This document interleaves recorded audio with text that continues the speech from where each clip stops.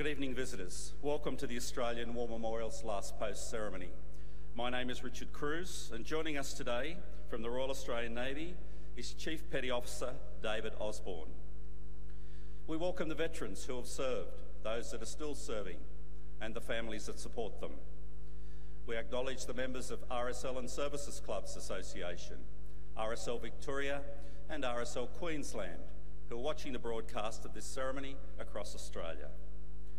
During this evening's ceremony, wreaths will be laid at the base of the Pool of Reflection by visitors and students on behalf of the following schools.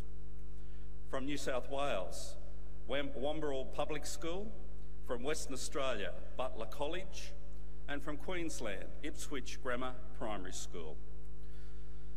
Could I ask you to please stand and join in singing the National Anthem?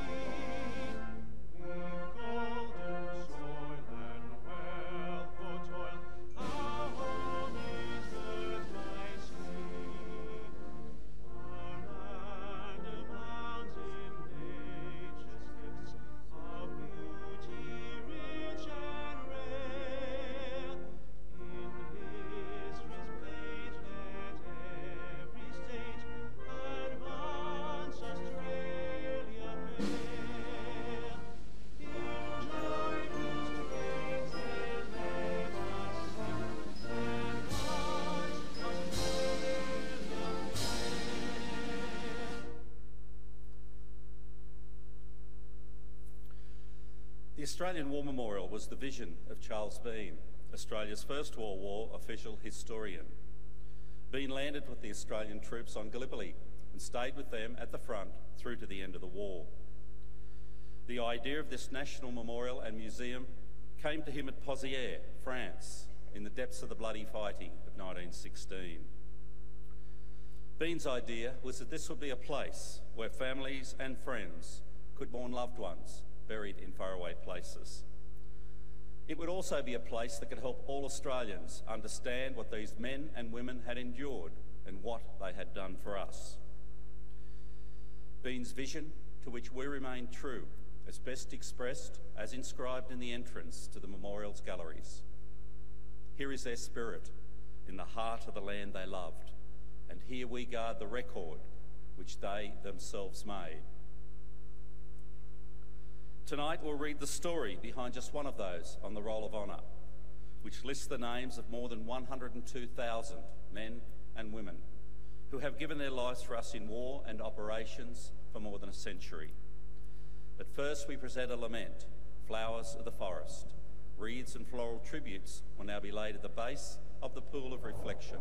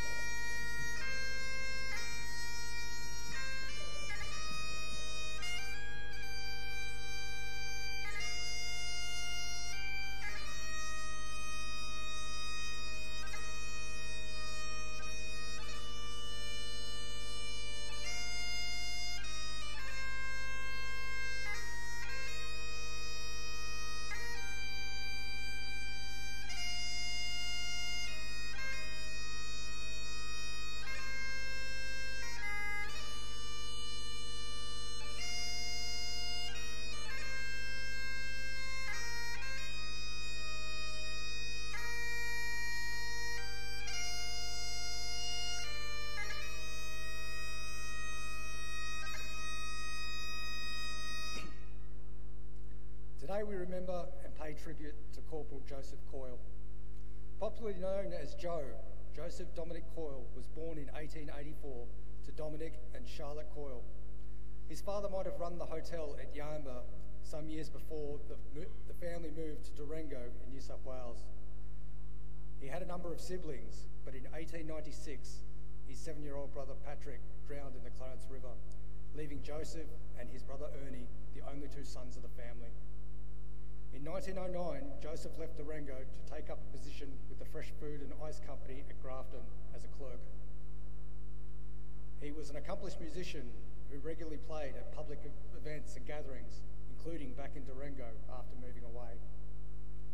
Joseph Coyle attempted to enlist in the Australian Imperial Force with a number of his friends shortly after the outbreak of war in August 1914. But although his mates were accepted, he was turned down as medically unfit. He tried again and was accepted 3 months later.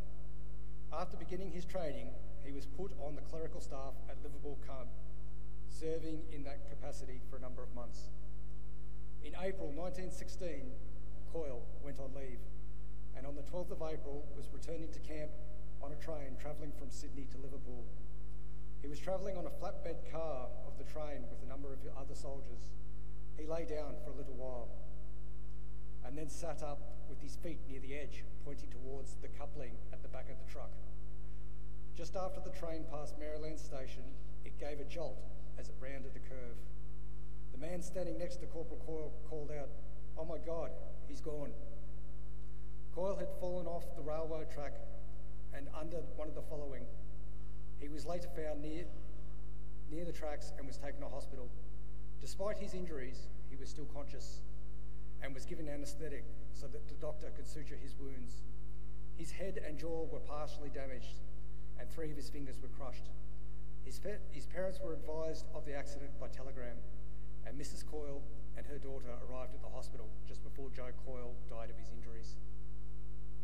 It was reported that Corporal Coyle's sad end will come as a shock and will be learned with deep regret by those old chums in far-off Egypt. Joseph Coyle's brother, Ernie, who had also enlisted and was in camp when the news of his brother's death came. Ernie left for active service overseas later, only to die of a heart defect on board the troop ship. The local newspaper lamented that Mr. and Mrs. Coyle had only 2 sons, and it was indeed sad that they should both be robbed of them. Both had been prepared to fight, but neither had reached the battlefield. Joseph Coyle was 32 years old. His brother Ernie, not quite 24. Their names are listed on the Roll of Honour to my right, among almost 62,000 Australians who died while serving in the First World War. A photograph of his headstone is displayed beside the pool of reflection. This is but one of the many stories of service and sacrifice told here at the Australian War Memorial. Now we remember Corporal Joseph Dominick Coyle, who gave his life for us, for our freedoms, and in the hope of a better world.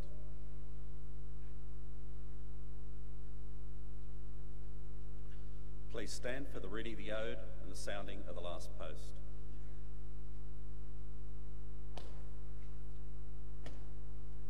They shall grow not old, as we that are left grow old. Age shall not weary them, nor the years condemn. At the going down of the sun, and in the morning, we will remember them. We will remember them.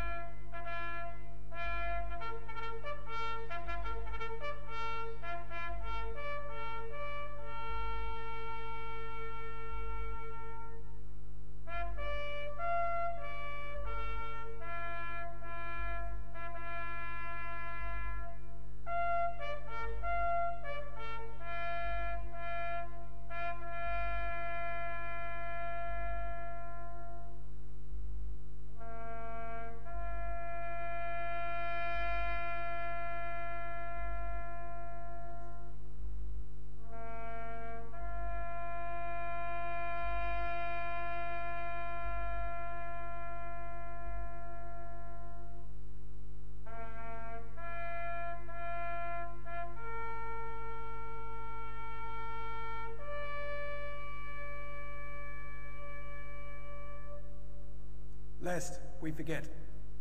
Lest we forget.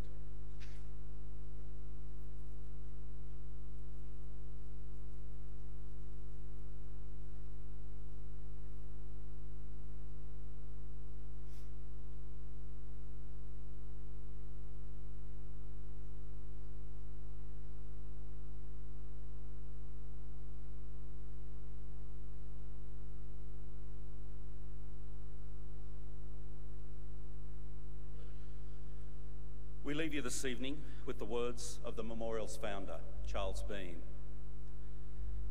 Many a man lying out there at Pozières or in the low scrub at Gallipoli with his poor, tired senses barely working through the fever of his brain has thought in his last moments, well, it's over.